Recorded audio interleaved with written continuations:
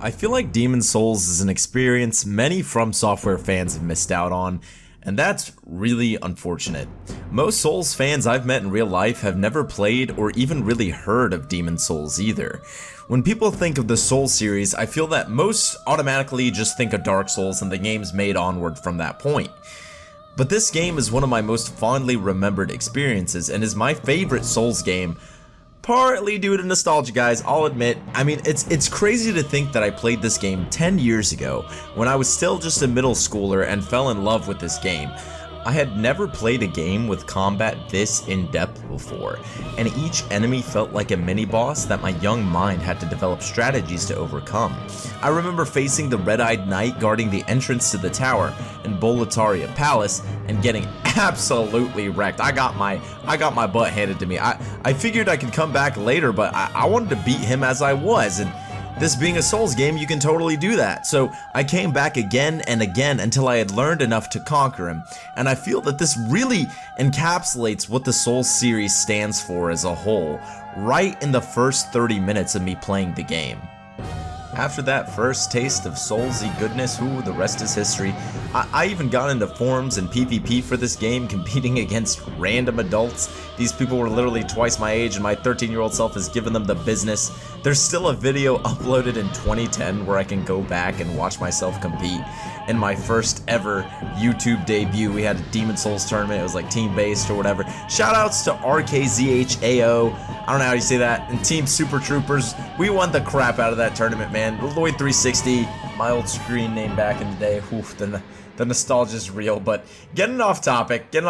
I loved this game, as you can tell. The 5 archstones or areas of the game all had incredible level design. The atmosphere in each and every area is amazing. Listening to the soundtrack in the Nexus and hearing the Maiden in Black go, "Let strength be granted so the world might be mended. So the world might be mended." just makes me feel safe and reassured in a world where anything and everything can kill me. Boletaria Palace was probably my favorite of all the areas in Demon's Souls, but I can appreciate every single area in this game, unlike Dark Souls. Blighttown, looking at you.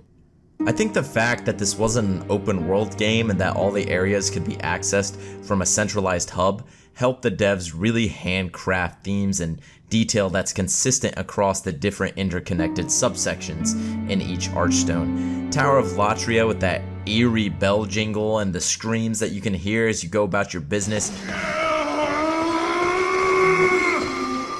Hands reaching out to touch you from the prison cells, tired of being tortured and trying to escape. These stupid enemies that look like Davy Jones that just want to give you a hug. God, get off me, you do so much damage! Then I also just prefer how certain mechanics were done in Demon's Souls as compared to Dark Souls. I hated having a limited number of uses when I obtained a spell. It felt restrictive, and I understand why it was in place, as magic was kinda OP in Demon's Souls. In Demon's Souls, you had an MP bar instead of having a limited number of uses, and that MP bar could be replenished by using items. Health was replenished by eating grass, so instead of being called a chugger in PvP, you're now called a grass eater. And not that that's a pro, that's not as bad as being called a chugger, but anyway, besides the point.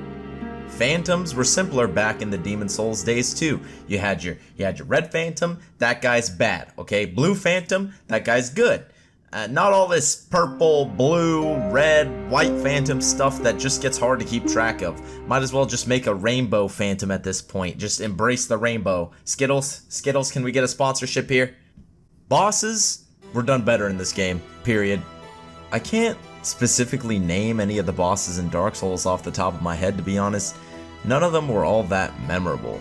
Oh,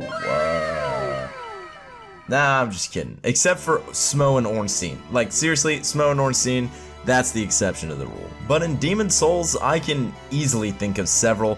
You got the classic Tower Knight boss fight where archers are shooting at you from afar, so you gotta run up the stairs to take them out first before taking on the towering giant before you, all Shadow of the Colossus like. Then there's the armored spider, shooting its webs at you as you're dodging your way closer, sprinting through that long tunnel so you can get some hits in. There's the Storm King, where you use a specific blade to generate shockwaves to attack, which is the only way you can defeat him. I mean, god, these are all so creative.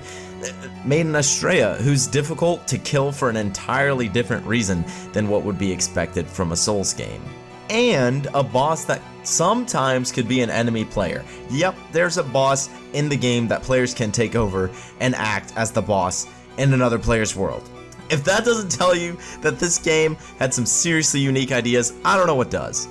These situations are so unique and bring something new to the table in a game that's all about overcoming new challenges. There's one enemy that's not even necessarily a boss. Old King Dorian. He's not accessible right away as he's located in a tower that's locked until you obtain a specific key. After defeating that Red Knight that I mentioned earlier and opening the door to the tower, you can see him standing alone in the center of the building with a big old statue behind him. You knew this dude was important, and he tells you to prepare yourself for battle as you approach him. During the fight, he walks very slowly and isn't all that aggressive towards you. I was able to dispatch him pretty easily at first. After damaging him enough, he exclaims that you've proven your strength to him and you're now able to withdraw the sword behind him that he was once guarding. But if you continue to attack him, oh now he's two-handed his sword instead of just using one. There goes my stamina, he just guard broke me in one hit. He's much more aggressive and doesn't give you any room to breathe, and he does a ton of damage. Moments like these are why I can really appreciate Demon Souls. There's not a moment like this in Dark Souls or any subsequent game that I can really compare this battle to.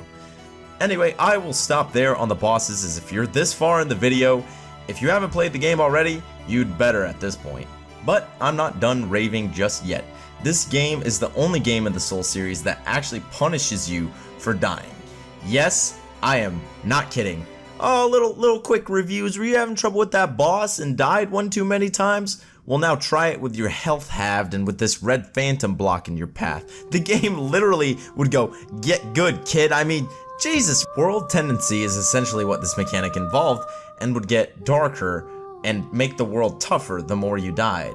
I'm surprised I didn't lock myself out of beating an archstone by dying too much, honestly. What makes this mechanic even more cool is that the 6th archstone, the one that's broken, is broken for that exact reason. The world tendency became too dark, probably due to too much death, so the archstone had to be broken in order to keep the nexus safe. It would be super interesting if they added this area in as an incentive to buy the game if it's ever remade. And I mean, this game could use a remake, considering the servers have been shut down, as well as it's been over a decade since its original release. And really, it's a shame that the servers have been shut down, and the fact that this game is only available on PS3 is just a crime. I mean, emulation has been coming around, and Demon Souls runs pretty well on the PS3 emulator, but a big part of this game was the sense of community it had. Demon Souls started the whole summoning phantoms into your world aspect of gaming, and these features would only truly be revived with another remake. Now, what are the odds of a remake or remaster happening? Well, fairly good, actually. Nothing has been confirmed as of yet, but there are rumors going around that Demon Souls could be getting a remake/remaster for the PlayStation 5 and the PS4 potentially as well. Bluepoint could be the studio to do it, as they've remade promising titles in the past, like Shadow of the Colossus and the Uncharted series. But only time will tell. At least this video will be a sort of petition until the world might be mended with a Demon Souls re-release. Anyway guys, if you want that remaster/remake to happen, hit that like button on this video, make sure to subscribe for future content, and yeah, I'll see you guys in the next one. Peace!